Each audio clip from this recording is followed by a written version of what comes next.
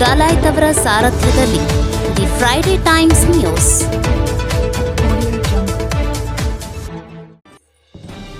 ಕಾಂಗ್ರೆಸ್ ಸರ್ಕಾರ ಸಂಪೂರ್ಣ ದಿವಾಳಿಯಾಗಿದೆ, ಬಸವರಾಜ ಬೊಮ್ಮಾಯಿ. ಕಾಂಗ್ರೆಸ್ ಸರ್ಕಾರ ಬಡವರಿಗೆ ಎಲ್ಲಾ ರೀತಿಯ ತೆರಿಗೆ ಹೊರೆಯನ್ನ ಹಾಕಿ ಅವರಿಂದಲೇ ಕಿತ್ತುಕೊಂಡು ಅವರಿಗೆ ಗ್ಯಾರಂಟಿ ಕೊಡುತ್ತೇವೆ ಎಂದು ಹೇಳಿ ತಮ್ಮ ರಾಜಕೀಯ ಬೇಳೆಯನ್ನು ಬೇಯಿಸಿಕೊಳ್ಳುವ ಕೃತ್ಯಕ್ಕೆ ಕೈ ಹಾಕಿದೆ ಎಂದು ಸಂಸದ ಹಾಗೂ ಮಾಜಿ ಮುಖ್ಯಮಂತ್ರಿ ಬಸವರಾಜ ಬೊಮ್ಮಾಯಿ ಹೇಳಿದರು. ಅವರು ಮಂಗಳವಾರ ನಗರದಲ್ಲಿ ಸುದ್ದಿಗಾರರೊಂದಿಗೆ ಮಾತನಾಡಿ, ವಿದ್ಯುತ್ ದರ ಜೊತೆಗೆ land revenue, motor vehicle tax ದರ ಏರಿಸಿದ್ದು, ಸ್ಟಾಂಪ್ ಡ್ಯೂಟಿ ಹೆಚ್ಚು ಮಾಡಿರುವುದು, ಎಲ್ಲಾ ವಿಚಾರದಲ್ಲಿ ದರ ಏರಿಸಿದ್ದಾರೆ. ಮದ್ಯದ ಟ್ಯಾಕ್ಸ್ ಹೆಚ್ಚು ಮಾಡಿದ್ದಾರೆ. ಈಗ ಪೆಟ್ರೋಲ್, ಡೀಸೆಲ್ ಬೆಲೆ ಹೆಚ್ಚು ಮಾಡಿ ಒಂದಾದ ಮೇಲೆ ಒಂದು ಬಡವ ಹಾಗೂ ಶ್ರೀಸಾಮಾನ್ಯನ ಮೇಲೆ ತೆರಿಗೆ ಹೊರೆ ಮುಖಾಂತರ ಗದಾಪ್ರಹಾರ ಮಾಡುತ್ತಿದ್ದಾರೆ. ಇದು ಬಡವರ ವಿರೋಧಿ ಸರ್ಕಾರ ಎಂದು ಹೇಳಿದರು. ಕಾಂಗ್ರೆಸ್ ಸರ್ಕಾರ ದಿವಾಳಿಯಾಗಿದ್ದು ಬಹಳ ಸ್ಪಷ್ಟವಾಗಿದೆ. ಇಲ್ಲದಿದ್ದರೆ ಭೂಮಿ ಮಾರುವ ಪರಿಸ್ಥಿತಿ ಸರ್ಕಾರಕ್ಕೆ ಬರುತ್ತಿರಲಿಲ್ಲ. ಇಂತಹ ಸಂಕಷ್ಟದ ಪರಿಸ್ಥಿತಿಯಲ್ಲಿ ಸ್ವಂತಕ್ಕೆ ಡೀಲ್ ಮಾಡಿಕೊಳ್ಳುವಂತಹ ಪ್ರಯತ್ನ ಮಾಡುವ ಮೂಲಕ ರಾಜ್ಯದ ಜನತೆಗೆ ಜನದ್ರೋಹ ಮಾಡುತ್ತಿದ್ದಾರೆ ಎಂದು ಸಂಸದ ಬಸವರಾಜ ಬೊಮ್ಮಾಯಿ ಅವರು ಗಂಭೀರ ಆರೋಪ ಮಾಡಿದರು. ಬಾಸ್ಟನ್ ಕಂಪನಿಯವರು ಕನ್ಸಲ್ಟೇಷನ್ ತೆಗೆದುಕೊಂಡಿದ್ದಾರೆ. ಆ ಮಹಾನುಭಾವರು ಇಲ್ಲಿಗೆ ಬಂದು ಬೆಂಗಳೂರು ಸುತ್ತಲೂ ಭೂಮಿ ಬೆಲೆ ವಿಪರೀತ ಹೆಚ್ಚಾಗಿದೆ, ಸರ್ಕಾರದ ಭೂಮಿ ಇದೆ, ಮಾರಿಬಿಡೋಣ ಎಂದು ಸುಲಭವಾದ ಸಲಹೆ ಕೊಟ್ಟಿದ್ದಾರೆ. ಬಾಸ್ಟನ್ ಕಂಪನಿಯವರು ಕನ್ಸಲ್ಟೇಷನ್ ತೆಗೆದುಕೊಂಡಿದ್ದಾರೆ. ಆ ಮಹಾನುಭಾವರು ಇಲ್ಲಿಗೆ ಬಂದು ಬೆಂಗಳೂರು ಸುತ್ತಲೂ ಭೂಮಿ ಬೆಲೆ ವಿಪರೀತ ಹೆಚ್ಚಾಗಿದೆ, ಸರ್ಕಾರದ ಭೂಮಿ ಇದೆ, ಮಾರಿಬಿಡೋಣ ಎಂದು ಸುಲಭವಾದ ಸಲಹೆ ಕೊಟ್ಟಿದ್ದಾರೆ. ಇದರಿಂದ ಹಣಕಾಸಿನ ಕಾರ್ಯದರ್ಶಿ ಮೊನೆಟೈಸೇಷನ್ ಮಾಡುತ್ತೇವೆ, ಇಲ್ಲದಿದ್ದರೆ ಪ್ರೈವೇಟ್ ಪಬ್ಲಿಕ್ ಪಾರ್ಟ್ನರ್ಶಿಪ್ ಮೇಲೆ ರಿಯಲ್ ಎಸ್ಟೇಟ್ನವರಿಗೆ ಪಾರ್ಟ್ನರ್ಶಿಪ್ ಮಾಡಿಕೊಡುತ್ತೇವೆ ಎಂದು ಹೇಳಿರುವುದು ರಿಯಲ್ ಎಸ್ಟೇಟ್ ಜೊತೆಗೆ ಡೀಲ್ ಮಾಡುವುದಾಗಿದೆ. ಒಂದು ಕಡೆ ಸರ್ಕಾರದ ಆಸ್ತಿ ಮಾರುವುದು, ಇನ್ನೊಂದು ಕಡೆ ಅದರಲ್ಲಿ ಡೀಲ್ ಮಾಡುವ ವಾಸನೆ ಬರುತ್ತಿದೆ ಎಂದು ಹೇಳಿದರು. ಸರ್ಕಾರ ಸಂಪೂರ್ಣ ದಿವಾಳಿಯಾದಾಗ ಎಲ್ಲಾ ಸಂಪನ್ಮೂಲಗಳು ನಿಂತಾಗ ಪಿತ್ರಾರ್ಜಿತ ಆಸ್ತಿಗೆ ಕೈ ಹಾಕುತ್ತಾರೆ. ಅದೇ ರೀತಿ ಕರ್ನಾಟಕದ ಕಾಂಗ್ರೆಸ್ ಸರ್ಕಾರ ಪಿತ್ರಾರ್ಜಿತ ಆಸ್ತಿಯನ್ನ ಮಾರಾಟ ಮಾಡುತ್ತಿದ್ದಾರೆ. ಸುಮಾರು 25,000 ಎಕರೆ ಗುರುತಿಸಿದ್ದಾರೆ. ಮೊದಲನೇ ಹಂತದಲ್ಲಿ 15,000 ಮಾಡುತ್ತೇವೆ ಎಂದು ಪತ್ರಿಕೆಯಲ್ಲಿ ವರದಿಯಾಗಿದೆ. ಇದು ಅಕ್ಷಮ್ಯ ಅಪರಾಧವಾಗಿದೆ. ಮುಂದಿನ ಪೀಳಿಗೆ ಆಸ್ಪತ್ರೆ, ಶಾಲೆ ಕಟ್ಟಬೇಕಾದರೆ ರಸ್ತೆ ನಿರ್ಮಾಣಕ್ಕೆ ಭೂಮಿನೇ ಇಲ್ಲ. ನಾವು ಮತ್ತೆ ಖಾಸಗಿಯವರ ಹತ್ತಿರ ಹೋಗಬೇಕು. ಅವರು ಪಡೆದಿದ್ದಕ್ಕಿಂತ 10 ಪಟ್ಟು ಡಿಮ್ಯಾಂಡ್ ಮಾಡ್ತಾರೆ. ಆಗ 10 ಪಟ್ಟು ಹೆಚ್ಚು ಬೆಲೆ ಕೊಟ್ಟು ನಮ್ಮ ಭೂಮಿ ನಾವೇ ಕೊಂಡುಕೊಳ್ಳುವ ಪರಿಸ್ಥಿತಿ ಬರುತ್ತದೆ.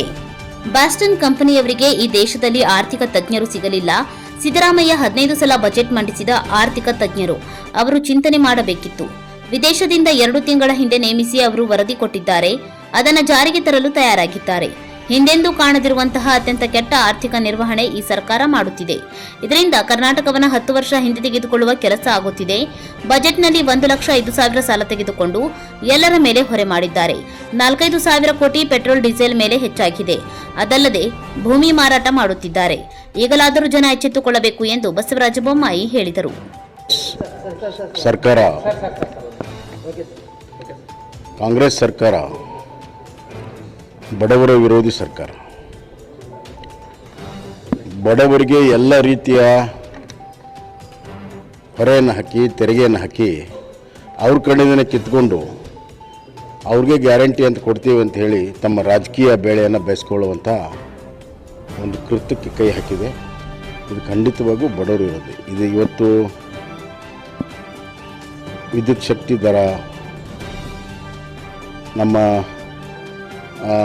ರೆವಿನ್ಯೂ, ಲ್ಯಾಂಡ್ಗೆ ಸಂಬಂಧಪಟ್ಟಿರುವಂಥ ಎಲ್ಲ ವಿಚಾರದಲ್ಲಿ ದರ ಏರಿಸಿರುವಂಥದ್ದು, ಮೋಟರ್ ವೆಹಿಕಲ್ ಟ್ಯಾಕ್ಸ್ ದರ ಏರಿಸಿರುವಂಥದ್ದು, ಸ್ಟ್ಯಾಂಪ್ ಡ್ಯೂಟಿ ಹೆಚ್ಚು ಮಾಡಿರುವಂಥದ್ದು, ಅದಲ್ಲದೆ ಗೈಡೆನ್ಸ್ ವ್ಯಾಲ್ಯೂ ಹೆಚ್ಚು ಮಾಡಿ, ಸ್ಟ್ಯಾಂಪ್ ಡ್ಯೂಟಿನೂ ಹೆಚ್ಚು ಮಾಡಿದರು, ಗೈಡೆನ್ಸ್ ವ್ಯಾಲ್ಯೂನೂ ಹೆಚ್ಚು ಮಾಡಿದರು, ಮೋಟರ್ ವೆಹಿಕಲ್ ಟ್ಯಾಕ್ಸ್ ಹೆಚ್ಚು ಮಾಡಿದರು. ಮದ್ಯದ ಮೇಲೆ ಭಾಳ ದೊಡ್ಡ ಪ್ರಮಾಣದಲ್ಲಿ 2 ಸತಿ ಬಜೆಟ್ ನಂತರ, ಬಜೆಟ್ ಪೂರ್ವದಲ್ಲಿ ಟ್ಯಾಕ್ಸ್ ಹೆಚ್ಚು ಮಾಡಿದರು.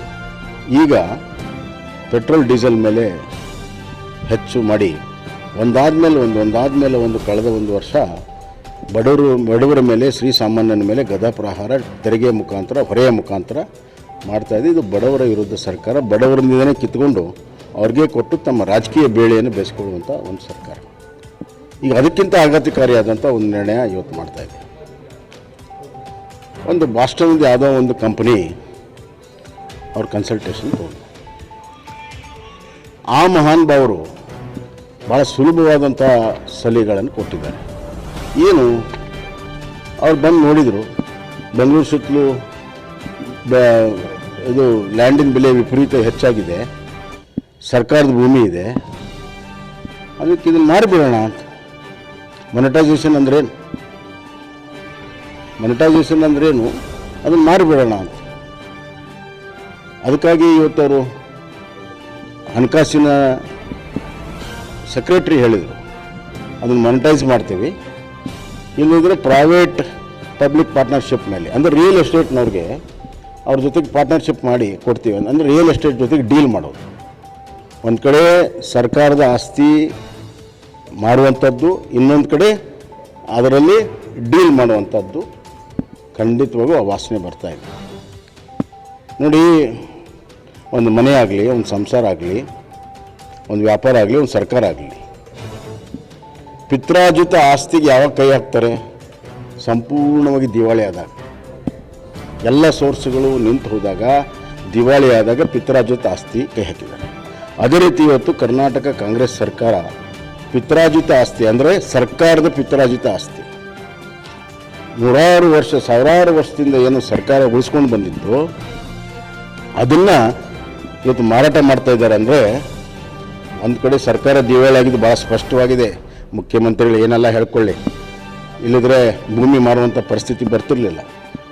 ಸಂಪೂರ್ಣವಾಗಿ ದಿವಾಳಿ ಆಗಿದೆ. ಒಂದು ಕಡೆ ಬೇರೆ ದಾರಿ ಇಲ್ಲ, ಇನ್ನೊಂದು ಕಡೆ ಈ ಸಂಕಷ್ಟ ಪರಿಸ್ಥಿತಿಯಲ್ಲೂ ಕೂಡ ಅವರು ಸ್ವಂತಕ್ಕೆ ಡೀಲ್ ಮಾಡಿಕೊಳ್ಳುವಂಥ ಪ್ರಯತ್ನಗಳನ್ನು ಮಾಡ್ತಿರುವಂಥದ್ದು ಈ ರಾಜ್ಯದ ಜನತೆಗೆ ರಾಜ್ಯದ್ರೋಹ, ಜನದ್ರೋಹ ಮಾಡ್ತಾ ಇದ್ದಾರೆ.